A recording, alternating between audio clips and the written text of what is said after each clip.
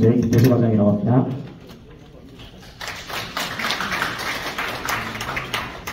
네, 먼저 바쁘신 일정에도 이 자리를 빛내주신 참가자분들께 감사의 인사를 드립니다. 그리고 이 자리에 함께를 마련해주신 경상북도 경제진흥원 그리고 국민상공회의소 담당분들께도 이제 감사의 인사를 드립니다. 오늘 행사는 코트라 대구경북지원단, 경상북도 경제진흥원, 국민상공회의소 협업으로 개최되며 설명회는 약 5시 15분까지 진행될 예정입니다. 뒤편에 커피와 다과와 그리고 과일 등이 준비되어 있으니 편하게 드시면서 오늘 설명회 들어주시면 감사드리겠습니다. 설명회는 코트라 대구경북지원단 구미분소장님의 인사말을 시작으로 저희 코트라 대구경북지원단 사업 소개, 그리고 코트라의 외국인 전문인력 채용 지원 사업 컨텐트 코리아 소개, 그리고 경상북도 경제진흥원 사업 소개, CBAM 관련 강연, 그리고 지역재생에너지 거래 방법, 그리고 중진공 CBAM 대응 지원 사업 안내 순으로 진행될 예정입니다. 앉으신 자리 뒤편에 이동 코트라 상담 테이블이 마련되어 있는데 여기에 수출 관련해가지고 상담을 받고자 하시는 분들께는 죄송합니다. 앞쪽이네요. 저희 코트라 대구경북지원단 정경태 위원님이 조금 이따 2시경부터 오실 예정입니다. 2시 조금 넘어서부터 오실 예정입니다. 그래서 저희가 이제 여기서 이동 코트라 세션은 ESG 강의가 끝난 이후에도 운영되고 있으니 이제 수출 관련해서 이제 상담을 좀 받아보고 싶으신 분들이 있으시면 편안하게 상담을 받으시면 될 것 같습니다. 인사 말씀 있겠습니다.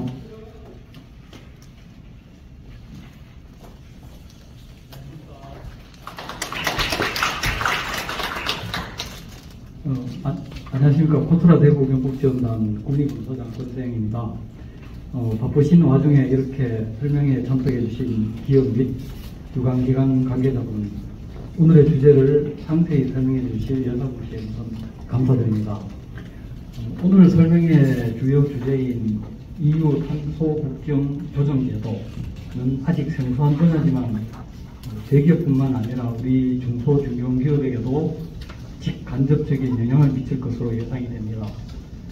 하지만 우리 중소기업은 아직 EU 탄소 국경 조정 제도에 대한 인식 수준이 높지 않고 대응 여건이 부족한 것이 현실입니다. 이에 코트라는 경북경제진흥원 등 각 기관과 협업하여 우리 기업의 ESG 관련 교육 수요와 탄소 배출량 컨설팅에 대한 정책 수요를 바탕으로 이번 설명회를 개최하게 되었습니다.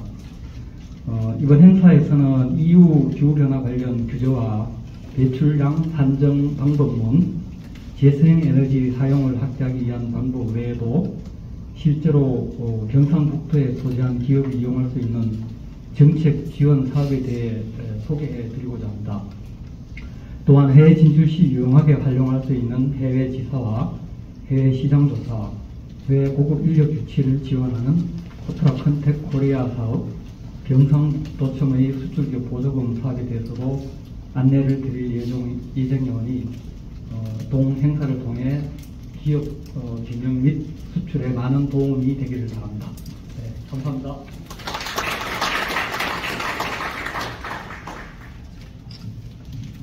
네, 부소장님 감사합니다.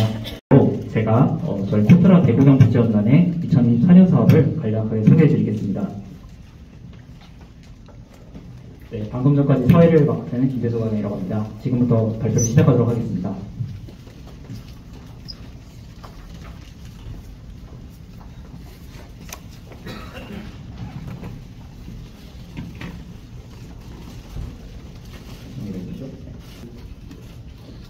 저희 발표 자료는 처음에는 먼저 이제 코트라를 처음 이용해 보시는 분들께 이제 저희 코트라에 대해서 소개하는 자료와 그리고 나서 저희 대구경북지원단의 주요 사업에 대해서 안내를 드리고자 합니다. 먼저 저희 코트라 사업 처음 이용해 보셨거나 코트라에 대해서 처음 들어봤다 하시는 분 혹시 계실까요? 네네, 그래 몇 분 계시네요.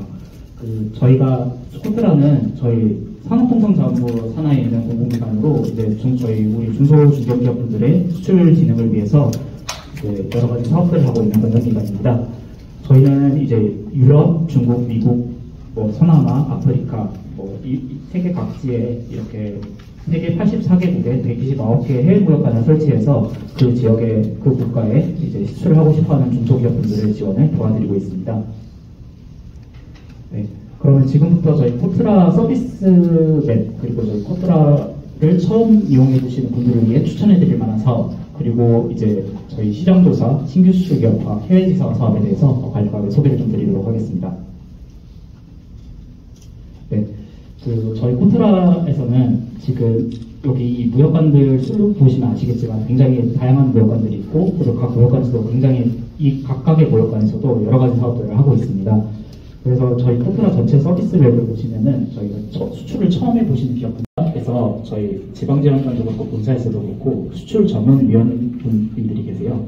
이분들은 이제 뭐 우리나라에서 무역 3사라든가 아니면 제조사라든가 이런 다양한 곳에서 우리 근무를 하시다가 이제 뭐 은퇴를 하시고, 그 다음에 그 축적된 경험을 바탕으로 이제 수출을 처음 해보시는 기업분들에게 이제 조언을 해드리는 전문위원님들이신데, 이분들과 이제 내수기업, 수출을 완전 처음 해보는 기업분들을 멘토멘티로 지정을 해서 1대1로 이제 수출을 할 수 있도록 저희가 대체하게 지원해드리는 과정입니다.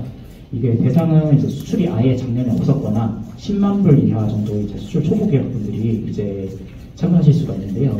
이게 참가하게 되면 받을 수 있는 혜택으로는 이제 뭐 바이어랑 교시는 어떻게 해요? 뭐 바이어가 거래 조건 어떻게 뭐라 하는데 이제 이거 이렇게 답변하면 되나요?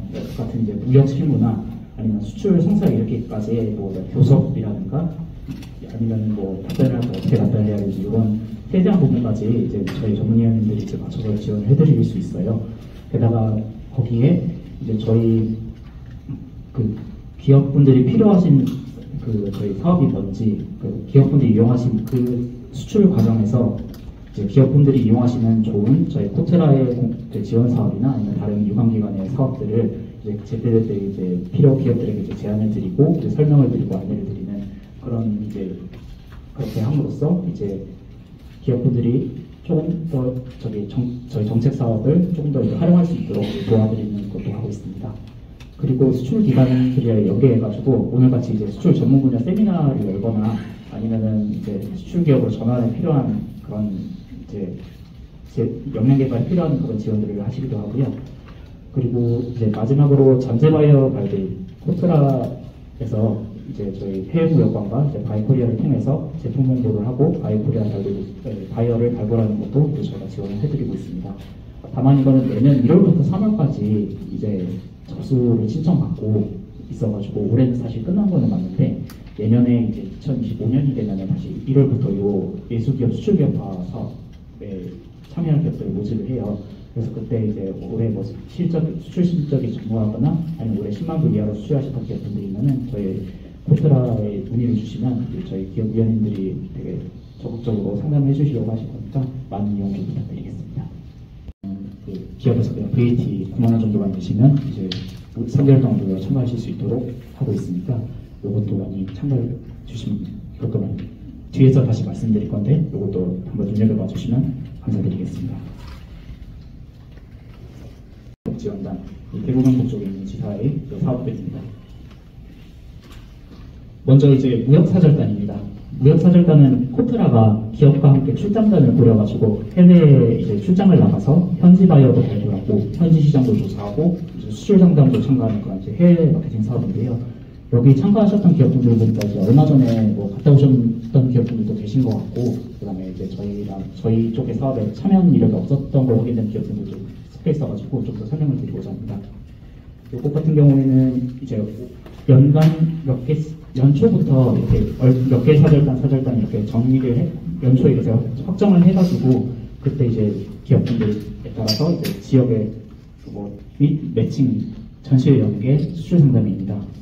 이제 방금 전에 무역사절단은 우리 국내 기업들을 데리고 출장단을 꾸려서 해외로 나가는 사업이었는데요. 반대로 해외 기업분들을 해외 바이어를 한국으로 초청하여서 이제 저희 엑스코 같은 대구의 엑스코 같은 그런 전시회장 있잖아요. 국제 전시회장에서 이제 수출 상담을 하는 사업도 있습니다. 그래서 이거는 저희가 연중에 대구 경북에서 현재 엑스코에서만 진행을 하고 있고요. 이게 연중에 저희가 상담의 일정이 잡혀 있는 내용입니다. 지금 1번, 2번, 3번, 1번, 2번까지는 이제 이번 지난주까지 이제 끝났었고요. 그리고 3번, 다음으로는 이제 소비재 쪽인데 오늘은 소비재 기업분들이 몇 분 계셔가지고 이것도 같이 좀 넣어봤습니다. 그 소비재 이 해외 유통망 입점 사업은 이제 저희 해외에 있는 마트라든가 아니면 백화점 이런 이제 소위 유통 채널들에 저희 우리나라 기업의 소비재 제품들을 이제 입점시키는 사업입니다. 요거는 지금 저희가 지금 한 16개 정도 구역관에서 지금 이제 진행을 하고 있고요. 요 내용에 대해서는 이제 주로 말씀을 드리면은 이제 국내 기업분들과 이제 화상 상담을 먼저 이제 바이어랑 화상 상담을 먼저 제가 주선을 한 다음에 거기서 이제 선정이 되는 기업에 대해서는 이제 유통망을 통해 가지고 해외로 이제 수출을 하게 되고요. 그러면 여기 구미상공 회의소 5층에 보시면 이제 덱스터라고 해서 저희 수출 제품 사진 촬영해서 이제 저희가 뭐 이커머스 수출 요즘 많이 하시잖아요. 그리고 디지털 마케팅으로도 이걸 많이 판매하시기도 하고요. 그런 기업분들 대상으로 저희가 이제 무료로 수출 제품에 사진을 촬영해드리고 관련해서 디지털 뭐 페이스북이나 인스타그램 뭐 이런 링크드인 이런 채널들을 통해 가지고 SNS 마케팅으로 수출 상담회 바이어를 모아가지고 수출 상담회를 화상 상담회를 모으는 것도 저희가 계획을 하고 경상북도 해외지사와 요거 제가 담당하고 있는 보조금 사업이라 가지고 좀 안내를 드리겠습니다. 지금 자료에서는 잠시만요. 기수가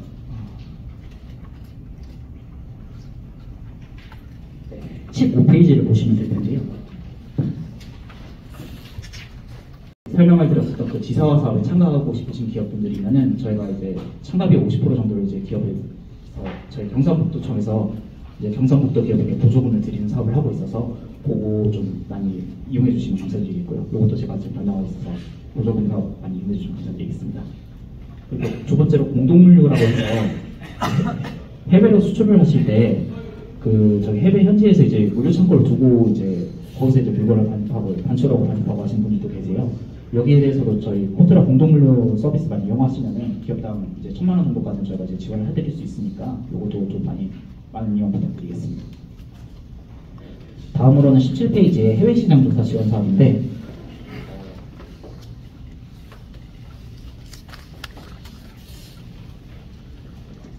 말씀드렸던 그 150만 원 한도 내로 이제 뭐 시장 조사 하고 싶으실 때 받을 수 있는 사업이라고 말씀을 드렸는데요. 그 리스트는 저희가 지금 19페이지 보시면은 제가 그 19페이지, 20페이지에 나와 있는데 여기 나와 있는 서비스에 대해서 저희가 이제 지원이 가능합니다. 그 참가비 VAT 포함 가격이 있고 그다음에 빨간 박스 안에 이 VAT 참가비에서 얼마를 환급받을 수 있는지가 적혀 있는데요. 그래서 이것도 이제 기업당 150만 원 한도로 저희가 이제 환급드리고 있으니까 이것도 좀 많은 참가와 관심 이용 부탁드리겠습니다. 연락 주실 때 설명회에서 보고 연락했다라고 저한테 말씀 주시면은 제가 보다 친절하게 저희 비용 사업이라든가 아니면 기업별로 이제 맞춤할 수 있는 사업 제가 아는 한에서는 좀 많이 과장님이 발표를 하시겠습니다. 잠시만 기다려주세요. 저요 이수민 과장이라고 합니다. 앞서 이제 김대수 과장이 저희 포트라 사업에 대해서 잘 설명해 주셨는데요. 많은 분들이 저희 포트라가 이제 수출을 지원하는 기관으로 알고 계실 것 같습니다. 그런데 저희는 이제 청년들의 해외 취업과 그리고 해외 전문 인력을 유치하는 사업, 그리고 외국인 투자 기업의 채용 지원까지 다양한 일자리 사업을 좀 진행을 하고 있습니다. 그 경제 상황이나 세계 또 이런 흐름이 굉장히 빠르게 변화를 하고 있는데요. 뭐 최근에 이제 4차 산업혁명이다, 뭐 공급망 기술 경쟁이다 하는 이런 단어를 좀 들어보셨을 것 같습니다. 이렇게 다양한 변화 속에서 인력에 대한 수요가 늘고 있는 것과는 반대로 한국은 좀 저출산과 고령화로 인한 문제가 조금 심각해지고 있는 상황입니다. 사실 자동차, 기계, 그리고 전문 산업 분야의 지식과 경험을 보유한 해외 인재를 국내 기업과 매칭을 해드리고 있습니다. 관심 있는 기업분들께서는 이제 지금 보이시는 웹사이트를 통해서 연간 상시로 신청이 가능하신데요. 중소 중견기업 같은 경우에는 무료로 진행이 또 되고 있습니다. 그래서 인재를 발굴하게 되는데요. 접수를 해주시고 나서 한 2주에서 한 달 정도의 기간이 좀 소요가 되는 점을 참고해 주시면 좋으실 것 같습니다. 네, 그리고 아까 말씀드렸다시피 저희가 고용추천서 발급 서비스를 진행을 하고 있는데요. 이제 해외 인재를 발굴하게 되고 이 인재가 마음에 들어서 고용계약을 체결을 하게 되면 그 인재에 대해서 이제 비자를 발급을 받아야 합니다. 이 비자를 받을 때 고용추천서라는 게 가점으로 작용을 해서 비자 근무 경력 위주의 항목들을 좀 점수화해서 비자 취득의 기준을 정했는데요. 또 비자 관련해서는 법무부가 이제 최종적으로 발급 주체이기 때문에 또 저희 포털에 문의 주시거나 아니면 법무부 콜센터에 문의해 주시면 보다 좀 정확한 안내를 받으실 수 있을 것 같습니다. 네, 그리고 또 한 가지 관심 있게 지켜봐 주셨으면 하는 사업에 대해서 설명을 해드리려고 하는데요. 저희 글로벌 탤런트 페어 행사입니다. 저희가 이 취업박람회를 통해서 외국인 유학생과 이제 국내 기업을 연결을 해드리고 있는데요. 부스를 무료로 제공을 해드리고 있습니다. 다만 이제 1년 이내에 이제 외국인 채용 계획이 있으시고 또 외국인 인재와 면접을 양일간 진행을 해주셔야 한다는 조건이 있지만 어쨌든 중소중견기업 같은 경우에는 무료로 또 부스를 받아보실 수 있어서 좋은 기회가 아닐까 싶고요. 또 비수도권 기업들 대상으로 저희가 1박의 숙박도 제공을 하고 있어서 또 많은 참가를 좀 부탁드리겠습니다. 지금은 이제 국내 기업을 접수 ESG 경영지원 구축사업을 소개해드릴 예정입니다. 경상북도경제진흥원 강소중견기업팀 최효진 대리님께서 발표해 주시겠습니다.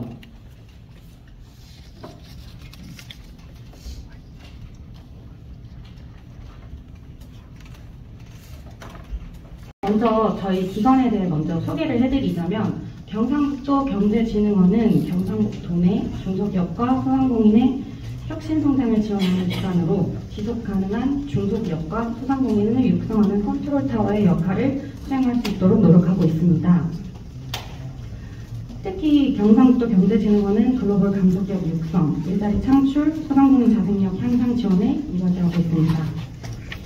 저희 진흥원은 1본부, 2실, 1단으로 지소를 포함하여 12개의 부서로 이루어져 다양한 업무를 수행하고 있습니다. 금일 진행되는 사업 소개에 있어서는 시간 문제로 인해서 ESG 경영 부분에 대해서만 간략하게 좀 설명해 드리도록 하겠습니다. 앞으로 ESG 경영이 선택이 아닌 필수 경영 요소가 되면서 여기 계신 많은 분들께서 ESG 도입에 대해서 고민하고 있을 것으로 예상이 됩니다. ESG 경영 도입을 위해서는 ESG 경영 수준을 측정하고 또 이를 개선하기 위한 개선 방안을 도출하고 또 실행을 위한 자금 지원이 필요할 것으로 예상됩니다. 먼저 이와 관련하여서 창업 및 경쟁력 강화 자금에 대한 안내를 드리도록 하겠습니다. 창업 및 경쟁력 강화 자금은 창업기업 및 기존 제조업체 생산 설비 등에 소요되는 자금에 대해서 장기 저리로 지원하는 자금입니다. 창업 제조기업과 제조업으로 전환하는 비제조기업을 사업 대상으로 사업장의 신축, 부지 매입, 증개축, 사업장 매입, ESG 경영에 따른 시설 자금 등을 지원하고 있습니다. 이 자금 같은 경우에는 2.5%의 변동금리로 8억 원 한도 내에 3년 거치 5년 균등 분할 상환으로 지원이 되고 있습니다.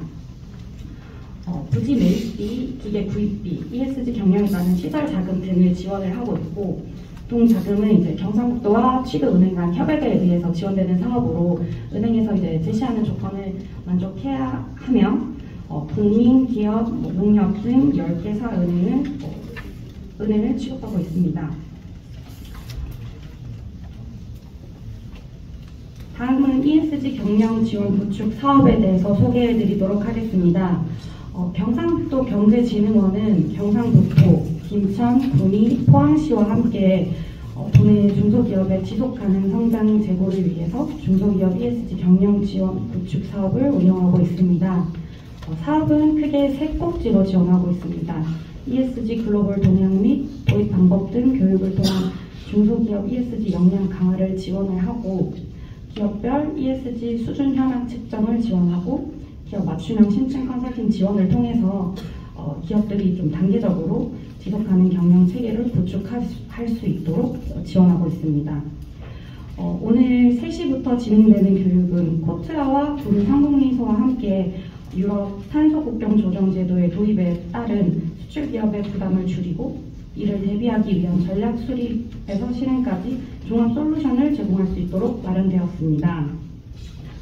금일 교육은 유럽 탄소 국경 조정제도의 이해와 우리 기업의 대응 전략이라는 주제로 크게 3가지 세부 주제로 진행이 될 예정입니다. 먼저 첫 번째 주제는 슈나이더 일렉트릭 배혜미 팀장님의 EU 기후 변화 관련 규제 및 탄소 배출량 산정 방법론이라는 주제의 특강이 준비되어 있습니다. 다음으로는 H에너지 함이란 대표님의 아리백 및 재생에너지 확대 방안이라는 주제의 특강을 준비하고 있었습니다. 마지막으로 중소벤처기업진흥공단의 정책자금 안내 순서로 준비가 되어 있습니다. 다음으로는 앞선 이런 글로벌 규제와 관련하여 중소기업들의 대응 방안을 도출하고 ESG 경영 가이드라인을 제공 지원하는 ESG 경영 수준 진단 평가에 대해서 소개드리겠습니다. ESG 수준 진단 평가는 ESG 세부 항목별 평가를 통해 기업의 ESG 수준을 측정하고 개선 및 실행 과제를 도출하여서 ESG 경영 도입을 지원하고자 하는 사업입니다. 이러한 앞선 ESG 수준 진단 평가를 바탕으로 기업별로 필요한 부분에 대해서 이제 기업 맞춤형 심층 컨설팅을 지원하는 ESG 심층 컨설팅 사업을 후속 지원하고 있습니다. 기업의 애로사항을 전문가분들이 이제 자문을 통해서 좀 그런 부분들을 좀 해소할 수 있도록 심층 컨설팅을 제공하고 있습니다. 요번에 2024년도 중소기업 ESG 경영 지원 부축 사업 같은 경우에는 모집이 이미 마감이 되었는데요. 내년도에도 계속해서 진행할 예정이니 금일 소개해드린 내용을 참고하셔서 4년도에 신청하시기 바랍니다. 그럼 이상으로 경상북도 경제진흥원 ESG 사업에 대한 소개를 마치겠습니다. 감사합니다. 슈나이더 일렉트릭에서 지속가능 컨설팅 사업부에서 근무하고 있는 배혜입니다. 오늘은요, 탄소국경 제도랑 그다음에 과학기반 건축 목표 이 쪽들을 중심으로 말씀을 드릴 텐데요. 발표 자료는 이제 실제 발표 내용이랑 조금 다를 수 있습니다. 그 부분은 감안하시고요. 들어가기 전에 좀 여쭤볼게요. 혹시 SBTi 들어보신 분 있으신가요? 과학기반 건축 목표. 혹시 이 관련해서 뭐 이제 고객사나 아니면은 그 벤더에서 요구하시는 거 혹시 있으신 기업들이라도 7, 80년 때까지만 하더라도 이제 경제성장이 이제 주요 화두였죠. 그때는 우리가 경제성장이라고 하면 빈곤을 탈출하는 것, 그 다음에 이제 어느 정도 잘 먹고 사는 것이 가장 최우선 가치였습니다. 근데 이제 그 과정에서 여러 가지 이제 문제들이 생겨났죠. 사회 불평등이라든가, 그 다음에 아동 착취라든가, 환경 문제, 이제 이런 여러 가지 문제들이 생겨나 결정을 할 때 중요하게 보는 것은 티핑 포인트입니다. 그러니까 어느 시점이 돼야 지구가 자연이 회복 불가능한 수준으로 올라가느냐를 그 티핑 포인트라고 하거든요. 그래서 어느 티핑 포인트를 지나면 서서히 올라가던 지구 온도가 티핑 포인트를 지나면 확 올라가는 거예요. 더 이상의 회복 탄력성이 없어지는 거죠. 그래서 그 온도가 2도냐 1.5도냐에 대한 논란이 그때까지만 해도 많았습니다. 근데 1.5도를 강력하게 규정한 국가들이 있어요. 도서 국가들이죠. 섬나라 국가들. 몰디브 잠긴다고 이야기하잖아요. 실제 그렇게 잠기고 있습니다.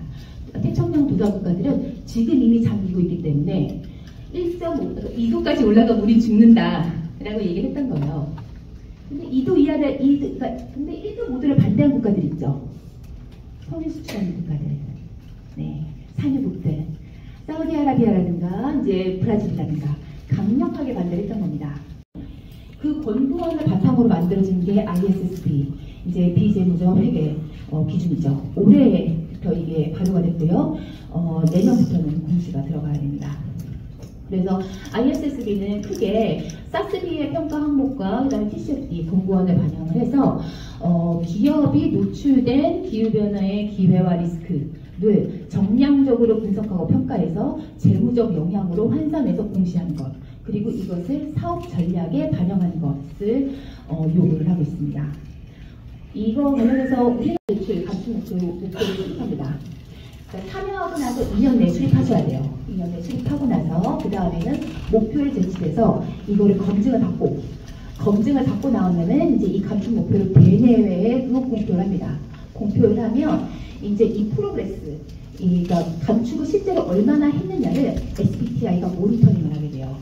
그래서 이거를 하시기 전에, 참여를 하시기 전에 실제 내가 이거를 지킬 수 있는지, 이행을 할 수 있는지를 고민을 하시고 충분. 목표 설정은 스콥 1, 2는 그냥 필수적으로 감축 목표 설정하셔야 돼요. 설정하셔야 되고, 스콥 3 같은 경우에는 스콥 1, 2, 3의 총 배출량의 40% 이상인 경우에는 필수적으로 이거를 감축 목표를 설정하셔야 됩니다. 근데 대부분의 기업들은 40% 넘어요. 협력사에서 대부분 발생하거든요. 그래서 들어가는 대기업들은 대부분 스콥 3 관리를 하겠다라는 마음을 가지고 들어간다고 보실 수 있습니다. 단기냐 요거를 구분해가지고 선택해가지고 설정을 할 수가 있거든요. 그래서 방법론은 스콥 1, 2 방법론은 이제 3개가 있고요. 스콥 3도 이렇게 4개가 있습니다. 선택하셔서 자기 기업에 맞는 걸로 목표 설정을 하시면 됩니다. 그런데 이게 제조업 대기업들의 그 업종별 이제 분포도를 좀 보면요. 사실 뭐 섬유, 의류, 이제 신발, 삭제 이런 업체들이 이런 업종이 17%, 그 다음에 식품이랑 의료가공 16% 말씀드렸어요. 그래서 한 69개 업체가 참여를 하고 있는데 이 중에서 중소기업의 비중이 23%입니다. 중소기업 23%, 그다음에 나머지가 대기업, 금융기업 이렇게 있는데 제조 대기업이 26개 업체가 참여를 하고 있고 이 26개 업체 중에서 실제적으로 목표를 설정한 업체. 아까 말씀드렸다시피 참여를 하고 목표를 설정한 요 프로세스로 되어 있는데 참여만 하는 업체들이 다 요기업들입니다. 23개 업체 참여만 하고 있고요. 그 다음에 실제적으로 목표를 설정한 업체는 3개예요. 이것이 의미하는 것이 뭐냐. 앞으로 압력은 점점 더 거세질 것이 뻔한데 아직까지 우리나라 기업들이 탄소 중립, 그 다음에 감축에 대한 대비가 충분히 되어 있지 않다는 의미로 볼 수 있겠습니다. 기업들은 이러다가 말겠지라고 생각하시는 분들도 있을 텐데 그럴 일이 있을 것 같지는 않아요. 솔직하게 말씀드리면. 왜냐하면 SBTI의 목표를 제출한 기업들의 대부분의 목표 달성 연도가 2030년입니다.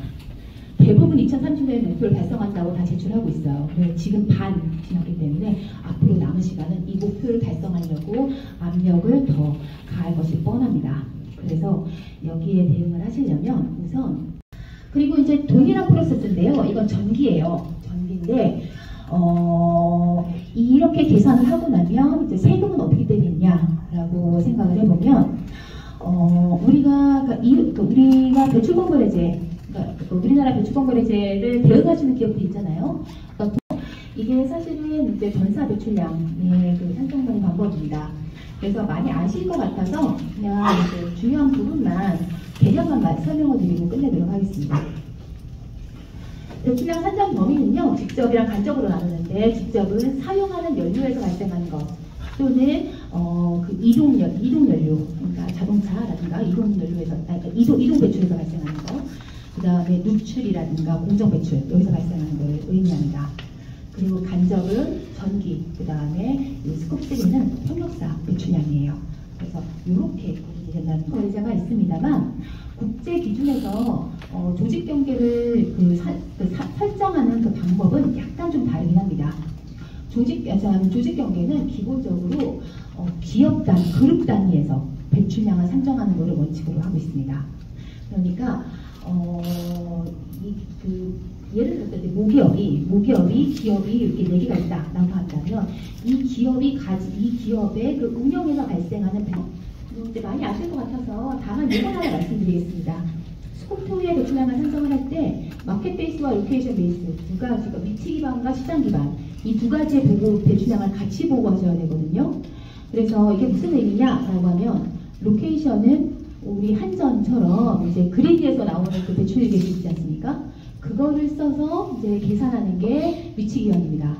그런데 재생에너지 쓰시는 분들, 그런 분들은 이제 그 재생에너지 구매량을 반영을 해서 시장 베이스, 시장 기반의 배출량도 별도로 보고하셔야 돼요. 명확하게 하려면 이 데이터 수집 체계, 그다음에 가르치게 구축하셔야 되거든요. 그래서 가급적이면 사업장 내에서도 이제 이 모니터링 시스템 없는 기업들이 되게 많으세요. 그래서 가급적이면 구축하시고, 특히 이제 유럽으로 수출하는 제품들, 유럽 기업들 같은 경우에는 제품의 탄소 발자국까지 산정할 수 있도록 그 서브미터링 시스템을 구축하시는 것을 권고해 드립니다.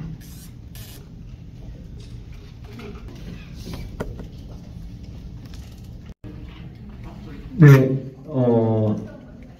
제가 먼저 말씀드리고 싶은데요. 여기에 지금 마지막에 말씀해 주신 게 이제 협력사 기준입니다. 이 협력사라 함은 실제로 직접 생산에 관련된 재료나 서비스, 직접 생산 관련, 직접 제품하고 연결된 서비스까지라고는 알고 있는데, 부수적인 서비스, 예를 들어서 밥을 먹는다든가 식대나 간접적인 것들요, 협력업체나 이런 부분들하고 연관이 되는지 안 되는지에 관련된 부분입니다. 탄소 배출권이. 국경제도 말씀하시는 거죠? 네, 그렇죠. 국경제도에서 이야기하는 배출량은 생산에서 발생하는 배출량만 얘기를 합니다. 그래서 협력사가 생산을 하면서 배출시킨 배출량, 그러니까 그 생산 공정에서 배출시킨 배출량을 이야기하는 거거든요. 생산 과정에서 전기를 쓰고 스팀을 썼다라고 하면은 그것만 계산하시면 돼요.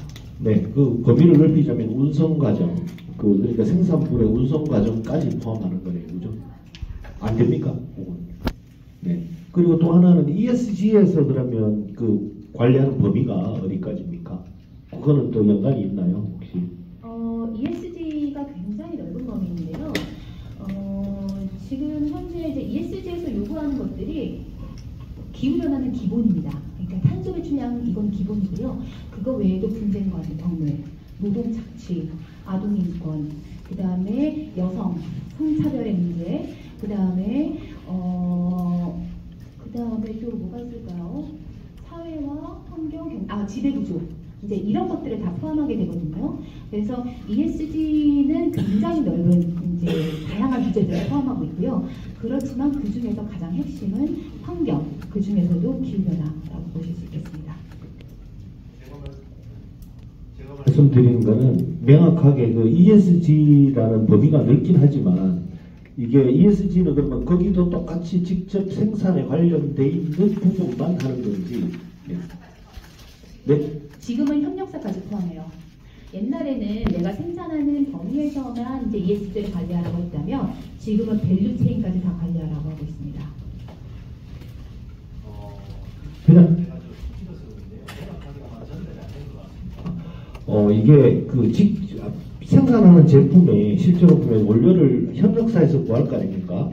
근데 그 원료 외에 직접 생산되는 원료 외에 원료나 서비스 외에 간접적인 서비스나 재료도 포함되는 건지 안 되는 건지요? ESG에서. 에서는 중대성이라고 하거든요. 그래서 이것이 얼마나 중대한 영향인가, 사건인가를 평가를 해서 그거를 보고하도록 하고 있는데, 말씀하신 그 간접적인 그 서비스가 나의 사업에 있어서 중대한 영향을 미친다. 그 중대성의 기준에 포함이 된다라고 하면 보고하시는 것이 맞고요. 중대성의 기준에 굳이 포함되지 않는다라고는 누락을 하셔도 큰 의미가 큰 영향은 없습니다. 그 중대성의 기준은 어느 정도의 가이드라인이 있기는 해요. 국제 가이드라인이 있는데 그 가이드에 따라서 이제 그 기준을 세팅하는 것들은 기업들이 세팅을 할 수가 있습니다. 그래서 어느 정도의 자율성이 굉장히 많이 이제 개입이 되는 그런 시스템인데요. 그래서 솔직히 말씀드리면 그 중대성을 해석하는 그 수준, 그 기준에 대한 그 모호성 이런 것들 때문에 ESG에 대한 논란이 많은 것이 사실이긴 합니다. 그런데 지금 현재 유럽 연합에서의 그 동향은 이 중대성의 기준에 대한 스탠다드를 만들고 있어요.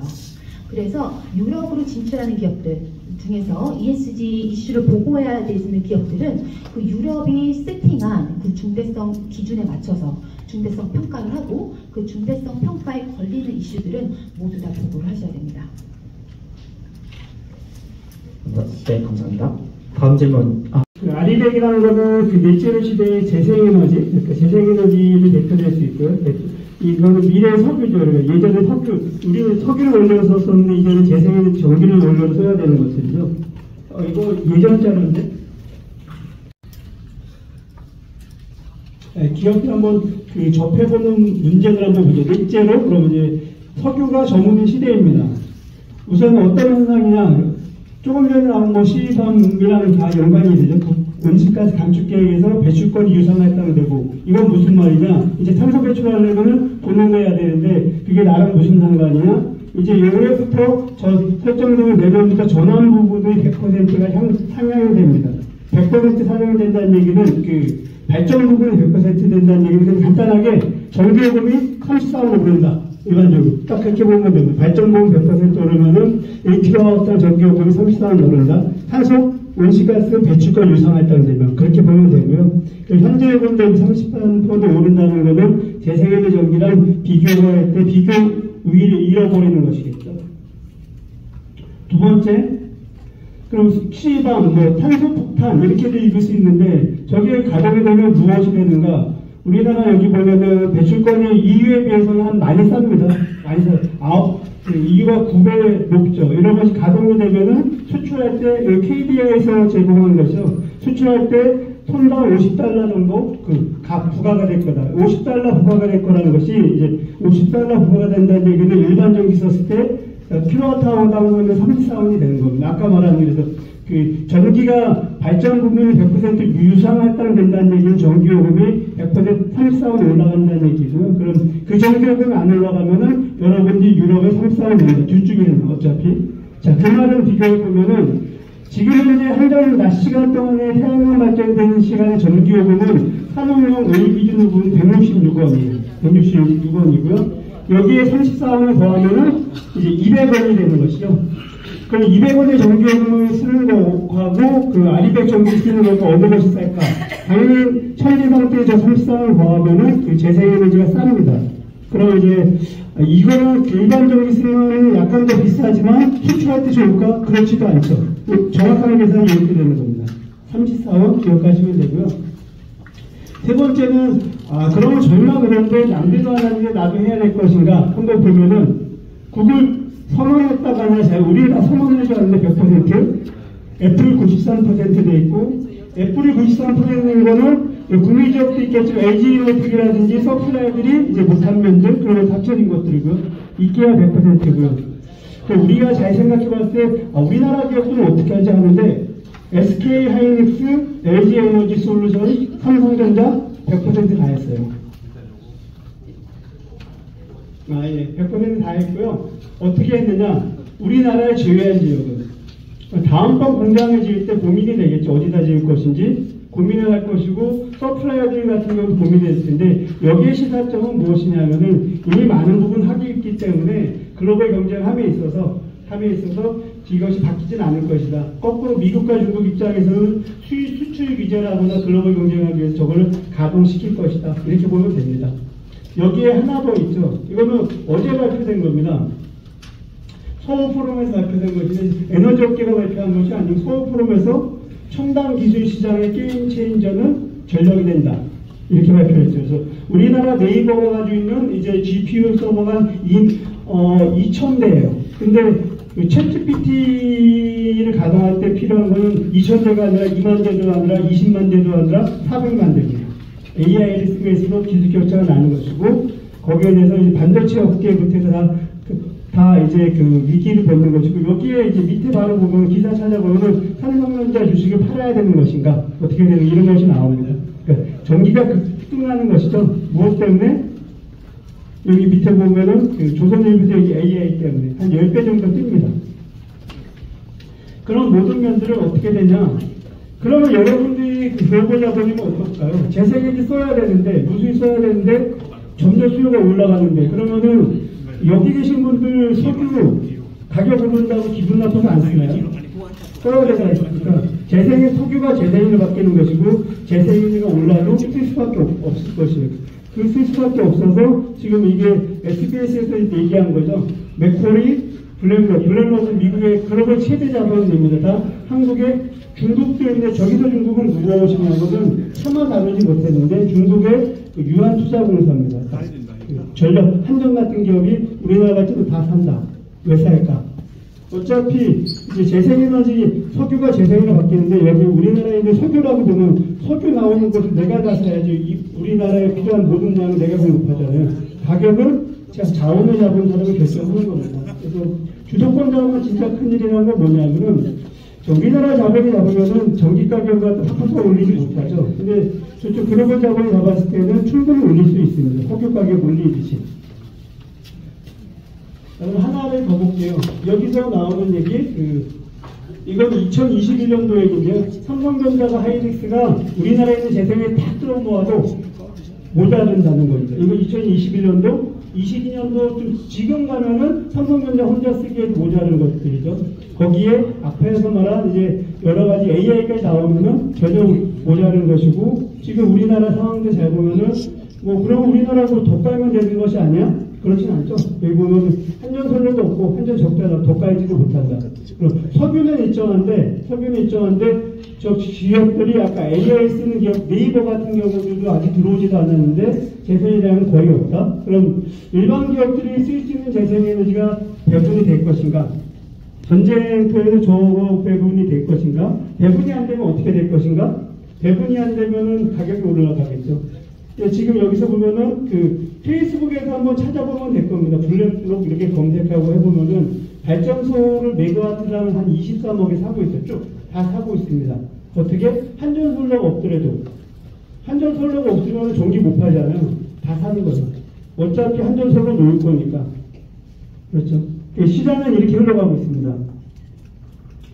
이렇게 흘러가는 과정에서 지역기업이 아리백을 하려면 어떤 일을 해야, 무엇이 어렵고 무엇이 힘든지 아니면 무엇을 해야 되는지만 한번 살펴볼게요. 아리백을 한다는 얘기는 복잡하지만 결국 이렇게 인증서를 받는 거예요. 전기 쓰는데 되게 복잡합니다. 사실 인증서 받아서 인증하는 수작업들이 있는데 요즘은 이런 수작업들은 다 아무 소프트웨어를 하니까 큰 걱정은 안 해도 됩니다. 큰 걱정은 안 해도 되죠. 밑바닥에 이런 것을 한다. 방식은 몇 가지가 있는데 대표적인 방식 중에 하나가 쉽게 볼 수 있는 것이 녹색 프리미엄 제도예요.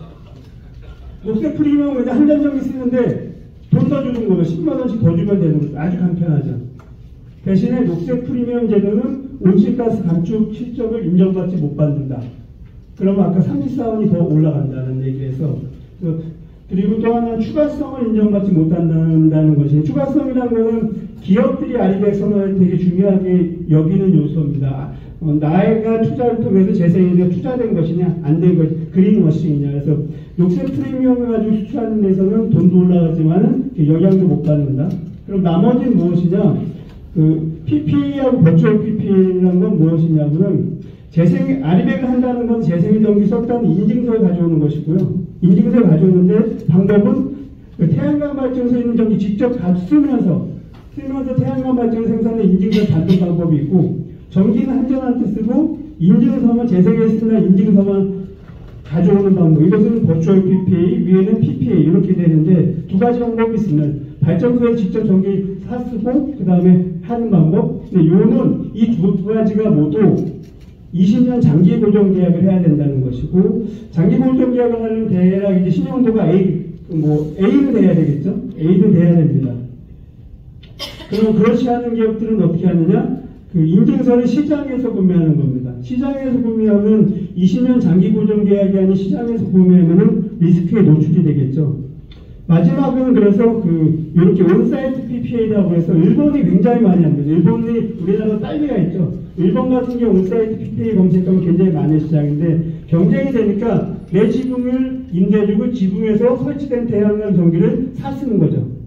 그러면 좀 더 그 전기 내가 샀을 수 있으니까 내 지붕에 있는 걸 남한테 팔면은 한전 송배전 요금을 내는데 내가 쓰면은 21원 송배전 요금은 안 되거든요. 그러니까 저 시장이 중소기업들한테 많이 가는 시장입니다. 가격으로만 딱 비교하면은요, 복잡한 얘기보다 저희가 이제 LG노텍에 공급하고 그다음 SK케미칼 양쪽이 공급하는데 두 가지 비교해 볼게요. 한전전기 사용하는 기업 LG노텍, 전기 직접 생산하는 기업 SK케미칼. 케미칼은 직접 생산하는 싸죠. 대략 원가가 전기 생산 1kW 원가 100원. 한전전기 쓰면 아까 166원이었죠. 그럼 PPA로 온다? 그럼 발전소의 전기를 전기와 REC를 함께 사서 하면은 원가는 얼마가 되냐면은 그 전기 일주 같은 거 가져올 때 191원에 아리백을 하는 겁니다. 아까 보면 여기서 이제 21원이 올라가는 개념이 되는데요. 그러니까 전기를 170원에 사고 21원에 생배전 요금 내서 191원이 된다. 그런데 만약에 그냥 그 복잡한 계산 좀 생략할게요. 버추얼 PPA를 REC만 사는 하면은 이쪽 이 전기를 직접 생산하는 기업은 이렇게 전기를 사는 것보다는 재생을 인증서만 사면 재생을 인증서 50원이니까 버추얼 PP를 사면은 150원이 됩니다. 그래서 B사, SK케미칼 같은 것은 이렇게 150원 훨씬 저렴하겠죠. 포스코라든지 이런 기업들. 그다음 전자기업은 직접 PPA가 좀 더 유리합니다. 그런데 이렇게 20년 보존계약을 못하는 기업들, 20년 보존계약을 못하는 건 왜 그러냐면은 사실 LG이노텍도 2000년 보존계약을 못했어요. 20년 동안 내가 이 물량을 산다는 개런티 못하는 것이고, 두 번째는 금융이나 이런 데서 내가 20년 사줄게라도 내가 20년 사주면 신용이 있지도 않고, 그렇죠. 그래서 개런티가 안 되는 겁니다. 그러면은 가는 거는 무엇이냐면은 이게 시장에서 사는 것이에요. 시장에서 사면은 현재 시장 가격이 지금 기준으로 80원입니다. 80원이면은 이들 같은 경우에 160원을 한전력이 쓰고 80원을 인증을 쓰니까 240원, 그 다음에 그 케미칼은 180원. 많이 높죠. 80원인데 80원이니까 한전력이 쓰면 플러스 80원 된다고 보면 되는 것이고요. 넷플릭스, 여러분들 아시는 넷플릭스 뭐 작은 기업은 아니지만 넷플릭스 국내에서 할 때 저거는 80원이 아니라 120원에 샀습니다. 카카오 조그만 기업은 아닌데 20년 고정하지 않고 100원에 샀죠. 전기요금 플러스 100원이다. 이런 차이가 있다. 이렇게 보면 되고요. 또 어려운 건 무엇이냐? 뭐 실제로 여러분들이 이제부터 아리백을 해야 되니까 필요하면 딱 계약 웬만한 거는 1년만 계약할 수 없나? 그럴 수도 있잖아요. 요청이니까. 근데 여러분들이 1년만 계약하고 싶다라고 해서 발전소의 이 시스템을 1년간 계약하지는 않습니다. 발전소 입장에 투자를 20년간 딱 보증받고 싶어요. 20년 개런티가 왔는데 그것이 안 되고, 두 번째는 뭐 애플의 주문량이 늘거나 줄어들 때 나의 전기가 많이 쓸 수도 무조건 쓸 수도 있는데 그때 맞춰주는 것이 아니면 그거는 여러분들이 해야 되는 겁니다. 그냥 발전소에서 나오는 전기 딱 보정하고 추가가 되면 딴 데는 더 사야 되고 모자르면은 어쩔 수 없죠. 이게 기본 어려움이죠. 그리고 딱 12월 30일부터 납품 개시할 수 있는가? 딱 여러분들이 회장 누가 오퍼를 넣어서 딱 하면 올해부터 12월 30일부터 이렇게 납품이 돼 이거 맞춰주세요 했을 때 전화차를 맞춰줄 수 있는 발전소를 찾을 수 있을 것인가? 뭐 인증을 어떻게 받나 이런 어려운 얘기는 소프트웨어 쓰면 되니까 이해할 필요는 없습니다. 사실. 그리고 근본적인 얘기들이죠. 20년간 보증할 실용도가 없으면은 힘들고, 그러면 앞에서 얘기한 것처럼 일본처럼 우리 지붕에 설치해서 좀 여기서 생산된 전기를 싸게 살 수는 없을까? 이렇게 생각되는데, 이런 것이 그 산업단지 태양광, 지붕 태양광은 그런 식의 얘기죠. 근데 천신을 한번 볼게요. 지붕에서 설치된 거 천신 한번 보면은, 여기 그 대구시도 그렇고 포항도 그렇고 여기 경기도도 그렇고 다 산업단지 태양광 했지만 지금 찾아보면은 실행되는 것은 왜 없어요? 없습니다. 왜 그러냐면은 지붕에 설치했는데 설치를 누가 할 것인가? 지자체장이 하진 않거든요. 지자체 예산 가지도 하지 않고. 그럼 설치하는 사업자 입장에서는 그 지붕의 건물에 있는 건물주의 실용도가 20년간 있을 것인가 바라봅니다. 그런 것들 때문에 실제 여기 대구랑 가까우니까 검색해보면은 처음에 3조 프로젝트 뭐 이런 것이 거의 진행이 안 되는 것들 아셨을 거고, 저기 포항시 같은 경우도 좀 멀긴 하지만 검색해보면은 방문권이 진행이 안 되는 걸 알 수 있을 거고, 경기도 산업단지는 최근에 됐으니까 이거 뭐 실패나 이런 거 잘 모르겠죠. 근데 어디냐? 삼성전자가 사는 겁니다. 삼성전자는 실용도 있잖아요. 없진 않지 않습니까? 영세기업은 아니니까. 그 외의 기업들은 결국에는 보증할 실용도가 없어서 현실적 문제에 닥친다. 저희 같은 경우에는 플랫폼이라는 회사고요. 플랫폼 기업들은 어떤 것을 하느냐? IT 기반으로 이 시장을 해킹하는 겁니다. 어떻게 해킹하느냐? 미래석유가 제3에너지인데 글로벌 기업들은 다 재생에 투자를 하는데 글로벌 자본과 달리 요즘 핀텍이라고 합니다. 저는 핀텍을 해서 개인들이 직접 재생의 자산을 정부의 일선과 지분의 재생의 자산을 투자하고 그 전기를 판매하는 서비스라는 것이죠. 뭐 이렇게 보면은 저희가 고수 시대에서 해보면 누구나 고수가 된다는 모든 회사를 운영하고 있고요. 저희가 현재는 한 8만 명 정도가 가입하고 있고 1,500억 정도가 유치되고 있고 한 700개, 지금 보면 800개 정도가 발전소가 운영되고 있는데 이 말은 무엇이냐면 저희는 전국과 옥상과 지붕을 직접 투자해서 여기서 생산된 전기를 한정과 기업에 판매하고 있습니다. 저희가 제시하는 중소기업 아리백 한 번에 해결하기는 아주 간단해요.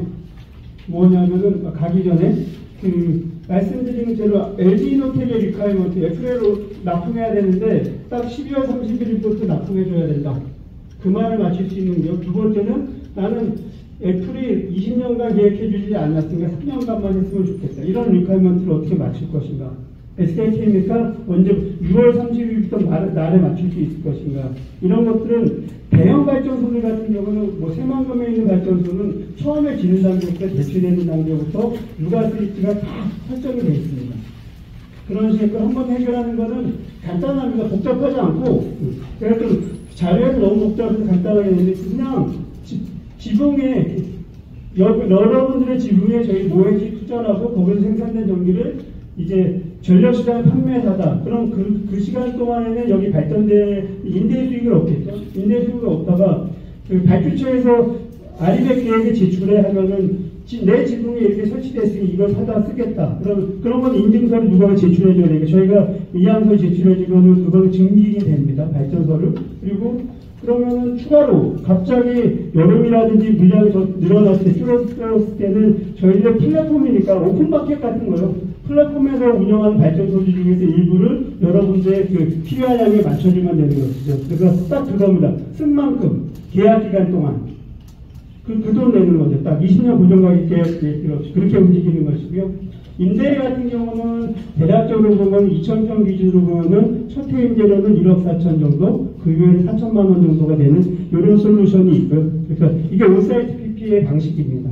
그러니까 3개월을 쓰든 5년을 쓰든 그래서 삼성전자의 하청업체들 같은 경우가 어떻게 됐냐면 삼성전자와 하이닉스가 아리백에 대한 점수를 공급망에도 넣었잖아요. 그래서 공급업체들 같은 경우는 계획을 제출하는데 계획 제출할 때 그래서 지붕에다 저걸 얹고 그럼 당분간은 이제 임대 수익을 얻고 뭐 1억이든 4천만 원 계속 얻고 있다가 요 전기를 필요한 시점에 전환하겠습니다는 열심히 하겠습니다가 아니라 저희 같은 발전 사업자 의향서 제출하면 되는 겁니다. 그렇게 할 수 있는 것이 가장 나은 길이고 두 번째는 이렇게 진행하는데 저희들 같은 패키지만 운영되지는 않고요. 저희가 이제 지금 현재는 올해 말 기준으로 한 300메가와트 정도 운영하고 내년도로 가면은 이제 500메가와트 추가로 기가와트급으로 운영돼 갈 텐데 저희는 같이 운영되는 거는 동서발전의 에너지 효율 진단을 같이 그 서비스 결합했어요. 신청하면은 물론 업계에 따라 다르겠지만 조금 전에 보니까 이 초유라 매니지먼트 모니터링에서 매니지먼트하는 리포팅 시스템 어떻게 갖추느냐는 질문이 나오는데 한국동서발전은 한전의 발전자회사입니다. 그래서 여기서 딱 효율화 진단해주고 거기다 진단하고 거기에 맞게끔 효율화 투자까지 여기서 직접 해요. 그래서 물론 성과에 대한 쉬워져. 딱 하는 식의 솔루션이니까 다 하진 않고 산업시설, 그 다음에 주택, 편의점 이렇게 하는데 산업시설에서도 몇 가지 선정대가 신청하면은 그 중에 일부 못 될 수도 있지만 신청하면 괜찮을 겁니다. 산업진단하고 거기에 이제 효율화 리포트 시스템 깔아주고 개선까지 한다? 되는 겁니다. 그리고 이제 다 마무리인데요. 하나만 더 하면 그렇게 되는 것에 대해서 요즘 같은 경우는 아까 질문이나 연장돼서 보면은 저희들한테는 유럽 기업들 같은 경우는 아리백이 직접적으로 바로 써야 되고 두 번째는 본사라든지 나폴란벨레니까 산소 절감이나 이런 리포트 바로 제시해야 되고 그런 경우들은 좀 인더스트리가 좀 복잡한 인더스트리 같은 경우는 동서발전 같은 거 쓰면 무료로 되니까 될 것이고 굉장히 IT한 인더스트리 같은 경우는 요즘 여러분들의 품에서 여러 가지 구글 베이스든지 사스 솔루션을 쓰면은 기본적으로 산업단지별로 딱 산업별로 다 세팅돼서 소프트웨어로 다 진단해서 하는 방법을 세팅해주니까 그렇게 사용할 수도 있을 겁니다. 이렇게 할 수 있을 거고요.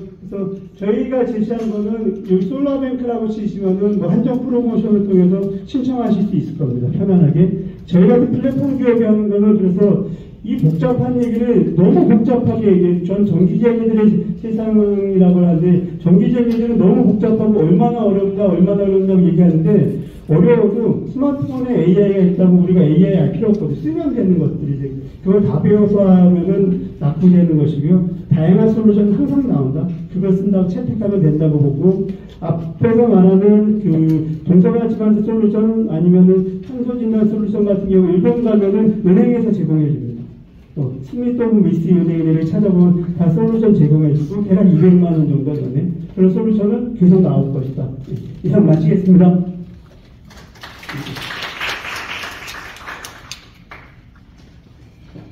감사합니다. 혹시 오늘 발표해 주셨 예, 안녕하십니까. 저는 중소벤처기업진흥공단 경북지역본부 임수동에 있고요. 이제 근무하고 있는 문성호 대리라고 합니다. 반갑습니다. 일단 지금 책자 자료는 이제 보시면 CBAM 사업 홍보 자료가 들어가 있고요. 근데 제가 실제로 의뢰받은 거는 정책자금 관련해서 설명을 좀 간단하게 부탁한다고 요청을 받아가지고 책자 자료랑 발표 자료는 상이합니다. 책자 자료는 사업에 관심이 있으시면 참고하시면 되고요. 저는 이제 정책자금 관련해서 설명을 드리도록 하겠습니다.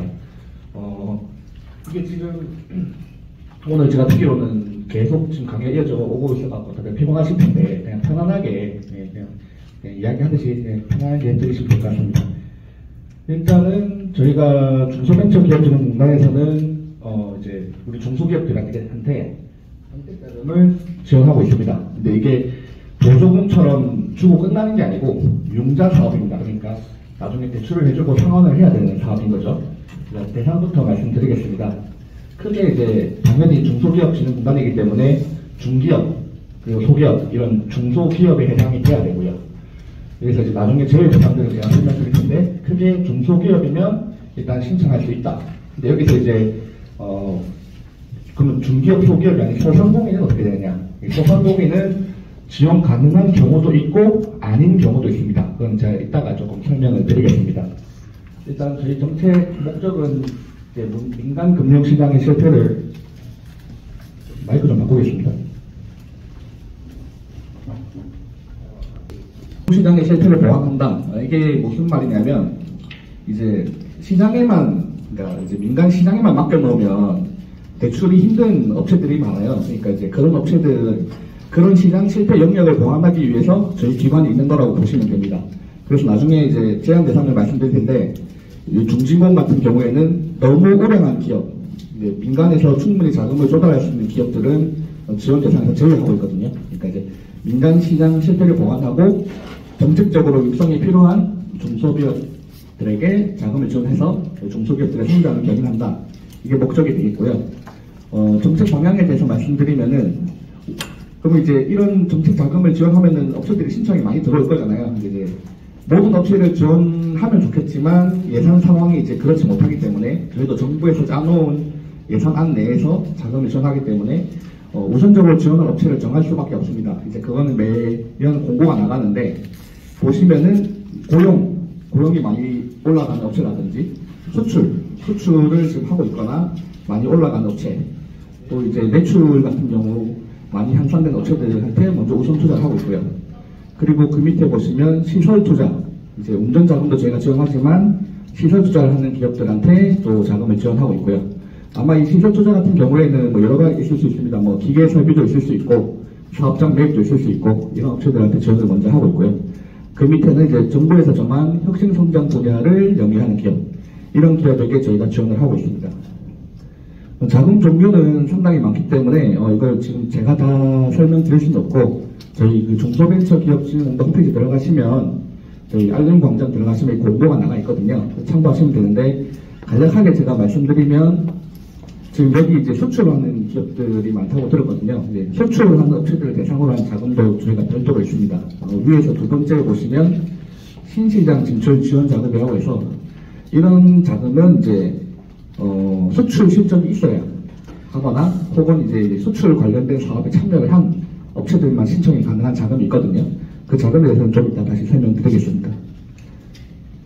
그리고 금리에 대해서 말씀드리겠습니다. 저희 지금 기준금리가 있고 이제 기준금리에 따라서 기준금리 지게 되면 뭐 최소 뭐 몇 분기 혹은 길게는 제가 근무하면서 몇 년 동안 변동되지 않은 적도 있었거든요. 그래서 시장보다 훨씬 이제 금리 변동성이 작다 이걸 말씀드리고 싶고요.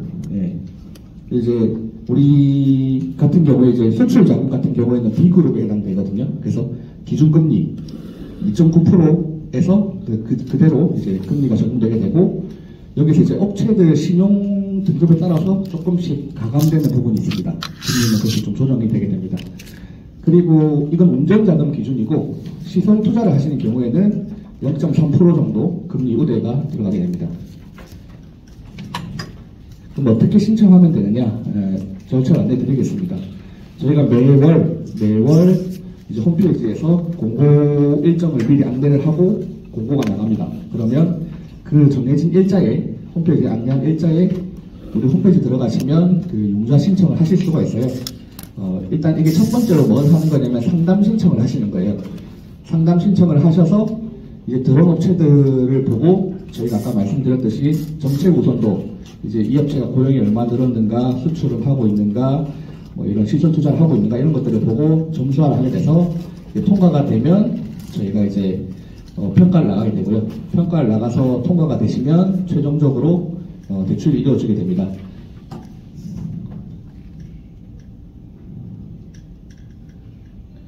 이 신청 관련해서는 일단 첫 번째로 저희가 매월 하고 있는데 지금 말씀드릴 게 사실은 이제 저희가 상반기에 정부에서 정한 정책 방향이 조금 재정 조기 집행이라 해가지고 상반기에 특히 1, 2, 3월 달에 집행이 좀 많이 됐어요. 그래가지고 이제 매월 저희가 오픈을 하고 있는데 이제 조금 이제 열 수 있는 자금 종류가 이제 좀 한정적입니다. 그래서 신청을 하실 때 이제 우리 중소기업에 해당되는 자금이 있는지 보시고 알맞게 신청을 하셔야 됩니다. 융자 제한 대상에 대해서 간략하게 말씀드리겠습니다. 이런 업체들은 지원하지 않는다라고 이제 공고에 나와 명시되어 있는 업체들이고요. 이제 제일 첫 번째 보시면 아까 말씀드린 대로 이제 너무 오래간 기업은 저희가 지원하지 않는다고 했잖아요. 첫 번째 보시면 중진공 내부적으로 위험 등급이 CR1 등급. 1등급이 제일 나쁜 등급이 아니고요. 제일 좋은 등급입니다. 그러니까 이런 업체들은 충분히 민간 금융시장에서 자금 조달이 가능하다. 이런 업체들은 저희가 지원하지 않습니다. 그렇기 때문에 저희는 이제 그 정책 목적에 맞게 그렇게 지원하고 있는 기관이고요. 두 번째로 두 번째, 세 번째 이런 내용들은 제가 굳이 언급 안 해도 되는 게 휴폐업종인 기업, 세금을 체납 중인 기업 이런 기업들은 당연히 지원이 되지 않고요. 쭉 내려가다가 보면 9번이 있습니다. 소상공인 기본법 시행령에 따른 소상공인은 지원하지 않는다 라고 되어 있는데 아까 제가 처음에 말씀드린 것처럼 일부 소상공인은 지원한다 라고 했잖아요. 그 중에 이제 크게 두 가지만 말씀드리면 첫 번째로 제조업을 영위하시면 소상공인도 지원이 가능합니다. 네. 그리고 두 번째로 수출 실적이 있으시면 수출 자금에 한해서는 소상공인도 지원이 가능합니다. 이 부분을 좀 모르시는 업체들이 많은데 수출 자금은 수출 실적이 있는 업체들만 지원이 가능하고 그런 업체들은 소상공인일지라도 지원이 가능하다. 예, 이걸 좀 기억해 주시면 좋겠어요. 저희가 수출 기업들이 많다고 하셔가지고. 그리고 나머지 밑에 쭉 사항들 한번 읽어보시면 될 것 같고요. 이건 아까 처음 말씀드린 대로 신청하고 저희 서류 작성하고 이런 내용들이 다시 넘어가고요. 그리고 한 번씩 이렇게 신청하실 때 얼마 전에도 있었던 사례인데 저희가 법원에서 연락이 왔어요. 검찰청인가 연락이 와가지고 좀 부정 브로커가 개입이 돼가지고 지금 소송도 들어가니 많이 하고 있던데 저희 자금 같은 경우에는 이제 길 가다가 보시면 그런 거 많이 보셨을 거예요. 중소기업 최저금리로 10억까지 지원을 한다 이런 그런 이제 현수막들 이런 것들을 보시고 조금 이렇게 브로커 통해서 오시는 경우가 있는데 전혀 그런 브로커들 통하지 않고 그냥 저희 이제 임수동에 경상북도 경제진흥원 5층에 있거든요. 그냥 찾아오셔도 저희가 얼마든지 상담을 무료로 해드릴 수 있고 또 그 브로커들보다 저희 내부 직원들이 훨씬 이 규정에 대해서 빠삭하게 알고 있기 때문에 굳이 그런 걸 하지 마시고 궁금하신 점 있으면 저희 홈페이지에서 저희 지역본부 보시고 전화를 주시거나 아니면 찾아오시면 저희가 친절히 안내 드릴 테니까 그런 브로커들에 현혹되지 마시라 뭐 이런 내용입니다. 그리고 이게 브로커들을 통해서 만약에 하게 되면 업체에도 손해가 갈 수 있거든요. 그러니까 그런 건 하지 마시고 언제든지 편하게 찾아오시면 저희 상담 도와드리겠습니다. 세부 자금별 계획입니다. 아까 처음에 보셨듯이 저희 자금 종류가 굉장히 많습니다. 그래서 제가 다 설명드리기 그렇고 저희가 이제 수출 기업들이 대부분 많다고 하시길래 수출 자금에 대해서 간단히 설명드리겠습니다. 자, 수출 자금은 중소기업이 보유한 우수한 기술이나 제품의 수출을 촉진한다 이런 목적을 당연히 가지고 있고요. 크게 수출 자금에는 두 가지가 있어요. 수출 실적이 10만 불, 이 10만 불의 기준은 최근 1년간 10만 불이 이상이냐 미만이냐 이 두 가지로 나누거든요. 첫 번째로 내수기업 수출기업화 자금, 이 자금 같은 경우에는 최근 1년 동안 수출 실적이 10만 불 미만이어야 됩니다. 미만이면 0달러도 되냐? 0달러는 안 되죠. 최소한 1달러 정도는 있어야 되죠. 보시면 1불에서 10만 불 사이의 기업들이 신청이 가능하고 융자 대상에 보시면 저기 이제 별표로 나와 있는데 제가 아까 말씀드린 조항이 나와 있죠. 소상공인 보호 및 지원에 관한 법률에 따른 소상공인도 지원 대상에 포함한다. 이렇게 예외 사항을 두고 있어요. 그래서 소상공인이셔도 수출 실적이 있으시면 신청이 가능하시기 때문에 한번 관심을 가지시면 될 것 같고, 그리고 아까 제가 대부분의 예산이 소진됐다고 말씀드렸는데 다행히 이 내수기업 수출 기업화 자금은 저희가 아직 예산이 조금 남아 있습니다. 그래서 저희 홈페이지 통해서 저희 북도 경북지역본부에 신청이 가능하시거든요. 그래서 이제 경북지역본부 관할인 업체 중에 이 내수기업 자금에 대해서 관심이 있으시면 신청을 주시면 저희가 이제 서류를 검토하고 대상이 되시면 이제 평가까지 진행하게 되니까. 근데 이것도 많이 남아있지 않아요. 지금 한 10억 원 외에 정도 남아있기 때문에 조금 해당되시고 워낙 자금이 좀 필요하신 업체들이 있으면 좀 빨리 서둘러서 뭐 이번 주 주말이나 다음 주라도 좀 신청을 주시면 저희가 서류를 한번 검토해 보도록 하겠습니다. 금리 같은 경우에는 아까 말씀드린 대로 기준금리를 따라가기 때문에 아까 2.9% 내외가 나올 겁니다. 2.9%에서 신용이 조금 좋으시면 2.9%보다 좀 더 싸지는 거고 안 좋으시면 조금 더 높아지는 거고요. 대출 기간들을 많이 궁금해 하시는데 거치 기간 2년입니다. 그러니까 2년 동안 이제 이자만 내시는 거예요. 저도 뭐 대출을 뭐 해봤지만 일반적인 대출들은 그런 게 많아요. 1년마다 연장을 해야 되고 이런 복잡한 경우가 많은데 저희는 한 번만 대출 받으면 5년간은 보장이 됩니다. 그러니까 2년 동안은 이자만 내시고 3년 동안은 원금이자 분할 상환하시면 돼요. 그러니까 이제 또 은행이랑 차이죠. 은행은 1년마다 갱신을 해야 되지만 저희는 한번 받으시면 2년 동안 이자만 내고 3년 차부터 이제 나눠서 원금 이자 분할 상환하면 된다.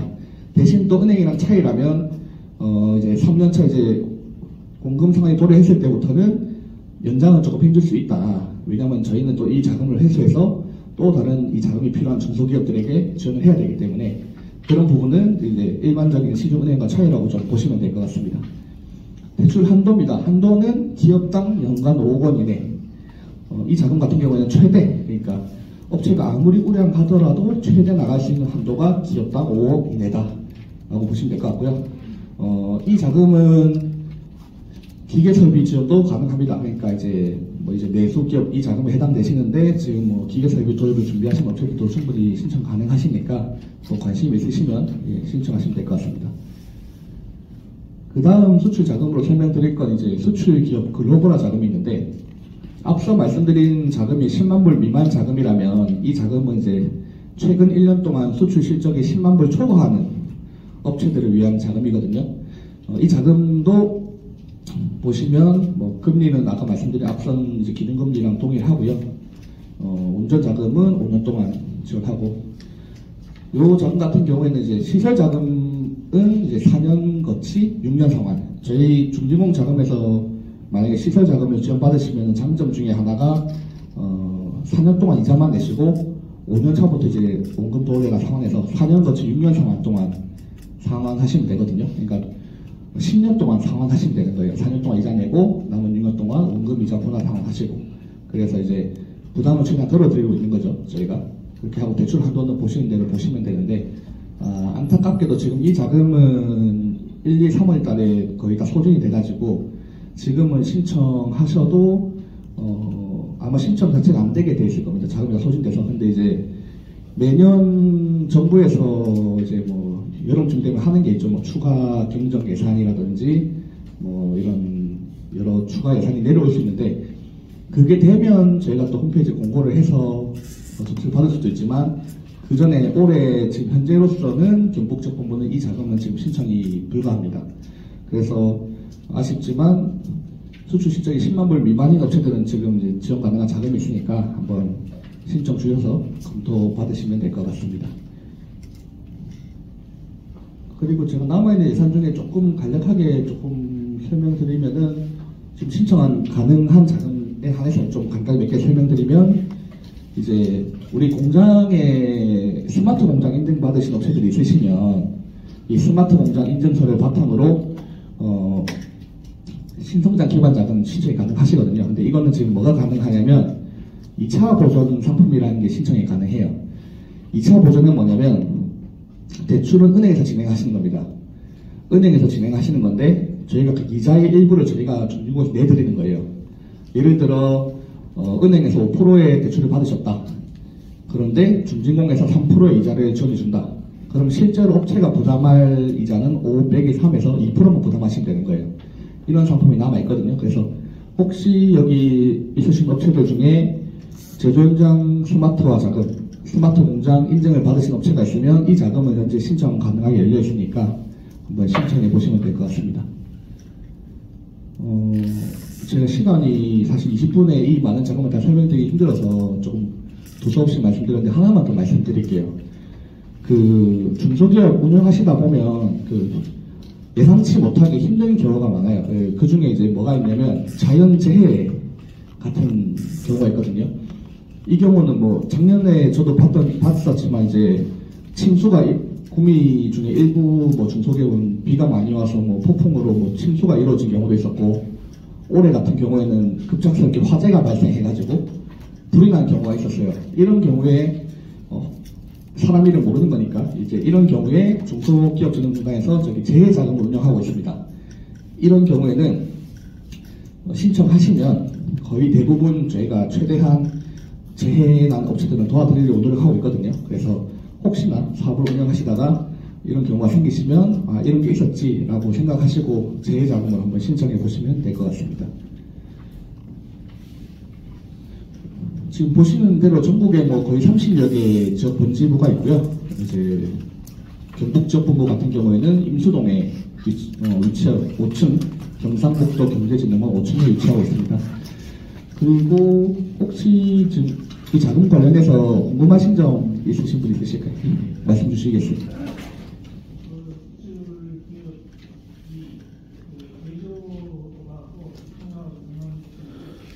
예, 수출 기업에 해당되시면 수출 자금에 한해서는 업종에 상관이 없습니다. 그러니까 이제 수출 자금을 신청하시면 그러니까 뭐 제조업 아니라도 수출을 이제 대행하는 업체 이런 업체도 받을 수 있다는 거죠. 예. 다만 하나만 추가로 말씀드리면 융자 제한 대상에 보시면 5번에 있습니다. 융자 제외 대상 업종을 얘기하는 기업. 저런 건 이제 뭘 말하는 거냐면 뭐 사행성이나 뭐 도박이나 뭐 이런 쪽 말씀하신 거거든요. 그런 게 아니라면 수출 실적이 있으시면 수출 자금에 대해서 신청은 가능하십니다. 예. 혹시 또 추가로 궁금하신 점 있으실까요? 네, 하나 여쭤보겠습니다. 예. 신성장 기반 제조 현장 스마트 같은 경우에요. 예. 2차 보전에 대해서 만약에 질문을 드린다면 예. 이거는 대상이 스마트 공장 지원 사업 참여 기업인데 네. 이 자금을 가지고 이제 스마트 공장은 이미 구축한 상태이기 때문에 이 인증서를 가지고 있지 않습니까? 예. 이 경우에 이 자금을 이용을 할 수 있습니까? 2차 보전을 받기 위해. 예, 이미 인증서가 있어야 신청이 가능한 자금입니다. 이걸로 그러면 스마트 기업을 구축하는 장비나 시설을 산다 이런 개념이 아니고 예. 이미 거기에 썼던 자금에 대한 그렇죠. 2차를 인증을 받은 업체가 스마트 공장 구축에 대해서 인증을 받은 업체가 이제 더 고도화하기 위한 자금이라고 보시면 될 것 같아요. 예. 더 고도화라는 행위를 해야 되는 겁니까?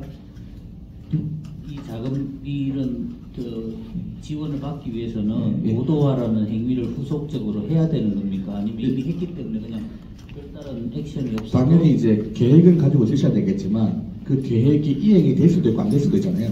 이행이 안 됐다고 해서 저희가 별도로 제재를 하지는 않습니다. 근데 이제 말씀하신 대로 스마트 공장에 더 추진하기 위한 목적은 가지고 있어야 됩니다. 사업 목적은. 이미 추진을 했으니까 네, 근데 이제 신청은 됐다. 보시면 아시겠지만 스마트 공장이 단계도 여러 개가 있고 이미 구축을 했다고 해도 더 높은 단계가 더 있기 때문에 이제 더 스마트 공장을 더 활성화하기 위한 자금이라고 보시면 될 것 같고요. 이미 구축을 했더라도 더 활성화하고 더 고도화하겠다 이런 사업 목적 정도만 가지고 있으시면 실제로 뭐 사업을 운영하시다가 안 될 수도 있잖아요. 그렇다고 저희가 제재하지는 않습니다. 예. 알겠습니다. 예. 추가 질문 없으시면 마치는 걸로 하고요. 저는 이제 얼마 전에 발령나서 와가지고 오래 있을 겁니다. 그래서 언제든지 5층 경제진흥원 찾아오시면 제가 상담 도와드릴 테니까 편하게 오시면 됩니다. 고생하셨습니다.